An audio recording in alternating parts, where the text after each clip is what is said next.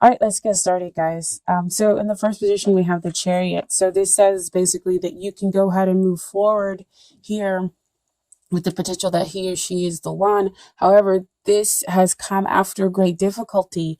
After, so it's like the battle, and here is the victory after kind of going through this internal struggle of, um, self-love, like that's what you have to go through in order to realize that he or she is the one in order to claim that victory of the relationship. But Chariot says that you can have that success. You can become, the hero. This can be your new beginning here in this relationship, um, and have what it is that you want here.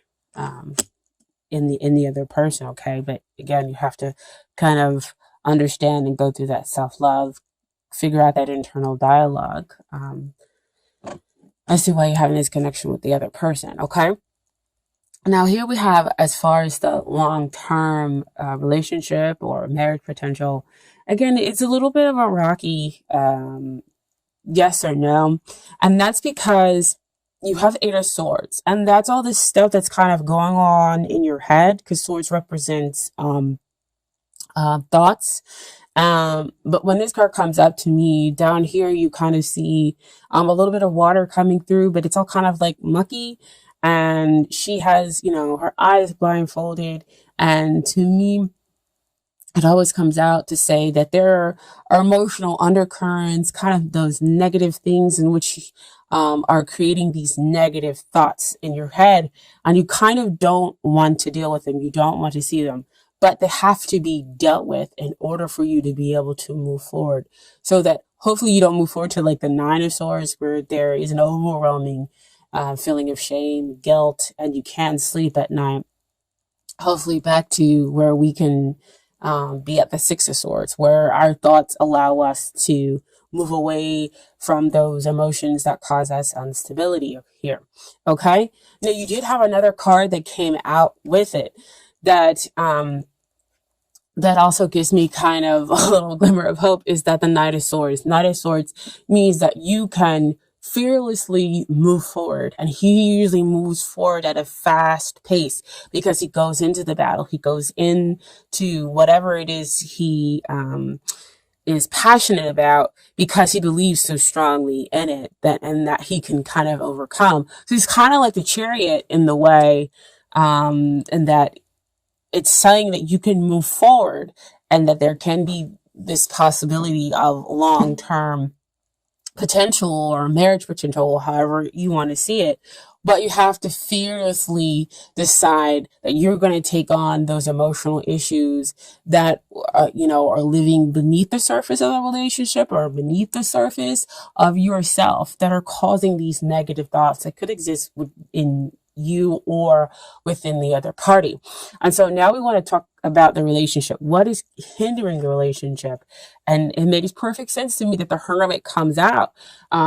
In this position, the Hermit is saying, like, he's trying to study, he's trying to understand, but at the same time, he's off by himself. He's not connecting with another person in order to understand the relationship. Now, this is on top, and this is below the Chariot, right? And so, with it being kind of below the Chariot, again, we're talking about that inner stuff that's going on, that the Chariot does bring out, like self-love and whatnot. But I mean, you can go through that level of purification and self-love, by yourself. But if we're talking about a relationship, if we're talking about the connection, uh, being in hermit mode means that you've kind of cut them off. Um, Even in your struggle to kind of figure out your emotional thoughts, or for them to figure out their emotional thoughts, this is difficult. And again, like I said, with Scorpios, we're feeling a lot of intense emotions going on here. So that's what's hindering the relationship. Where there's some part of the relationship or that's in hermit mode. So not discussing, off trying to understand, the relationship or trying to understand their own feelings and work through it there instead of doing it together. Okay. Um, and then you have what is helping the relationship. So what's helping the relationship? First card that comes out is Ace of Pentacles. Pentacles. Aces always come out as potentials that's being offered by the divine. So you have the potential to grab this pentacle, to have a fresh new start. We have the past difficulties fade between the two of you or in this connection or within yourself in order to have this fresh new beginning where you can have a stable relationship, where you have your heart open and you can enjoy the innocence of this love. So again, I think it's beautiful that it's underneath the Eight of Swords, because that says that that's what's below. That's what you get when you deal with those negative emotions. You get rid of those negative thoughts. You take the blindfold off and you fearlessly deal with all those emotions that are beneath the surface. But you not just deal with it off by yourself. You go and you deal with it with the other person, and that comes out with the Three of Wands.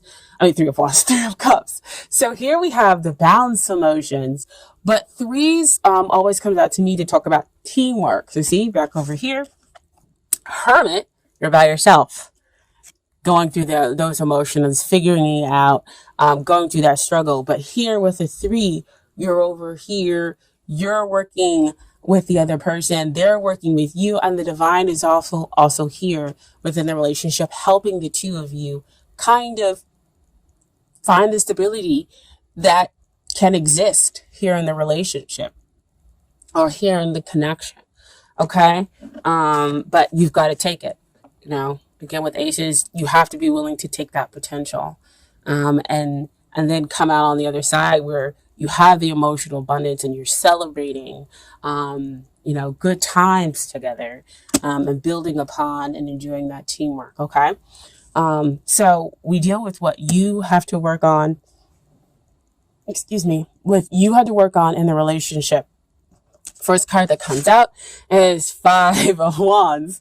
So again, a lot of changes happening, a lot of inner struggle happening. So Five of Wands to come out to say that, again, we're talking about the inner struggle where there's one emotion that knocks everything off balance. And so there's this inner struggle going on within you. I'm sorry. Or it could be that there's kind of like this challenge going on externally here that's causing this inner struggle to happen within you.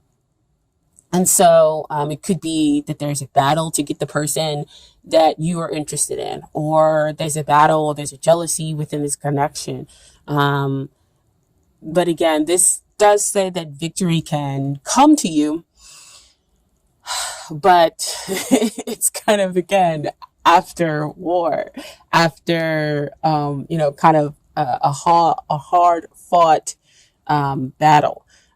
You receive victory. You can get to that Six of Wands, which again talks about balance, and it talks about, you see the guy, he's riding on the horse and he's coming back from battle because he's won, and now he has a victory assured. He's winning the person or the relationship of their dreams, but you've got to go through the battle, whether it be internal, solely, or some external factor that's coming in here to cause you to have internal struggle. Okay.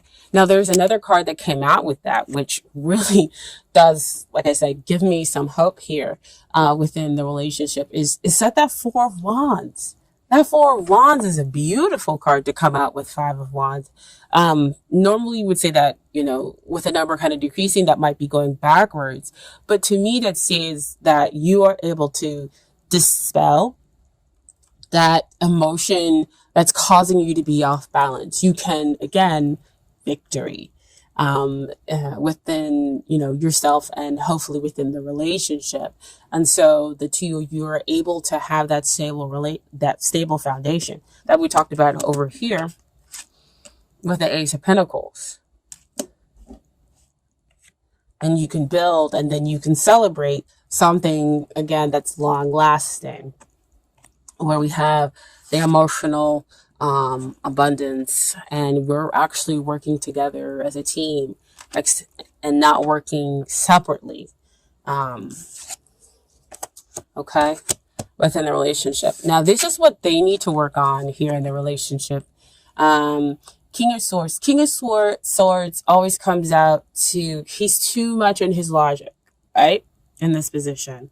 He's too much in his logic. He doesn't know how to communicate very well. He's being incredibly blunt.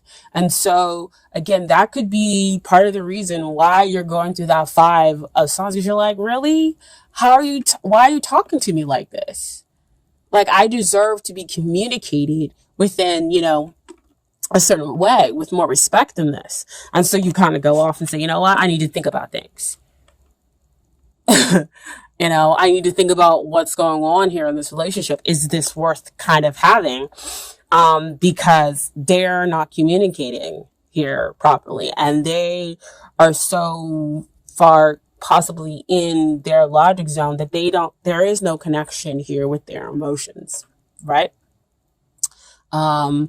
Or they're on, and I can't even talk, right?